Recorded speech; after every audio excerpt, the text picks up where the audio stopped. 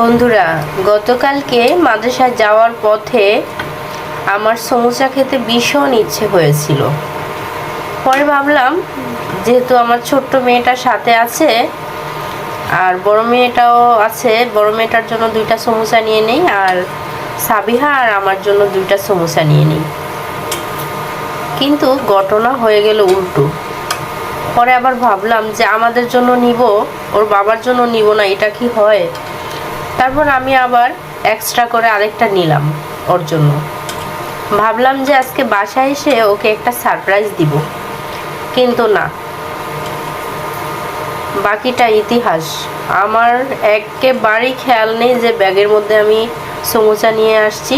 পরে আজকে ওর বাবা হচ্ছে আমার ব্যাগ থেকে এই সমোসাগুলো বের করলো। আমি তো পুরাই অবাক, মানে ওকে কি সারপ্রাইজ দিব, আমি নিজেই সারপ্রাইজড হয়ে গেছি। শীতকাল নষ্ট হবে না, এজন্য আমি এগুলো গরম করে নিয়েছি। গরম করে এখন খাবার তো আর নষ্ট করা যায় না, বলেন, খাবার অপচয় করা তো ভালো না। এজন্য এখন এগুলো গরম করে আর সাথে একটু সস দিয়ে দিচ্ছি যেন একটু মজা করে খেতে পারে।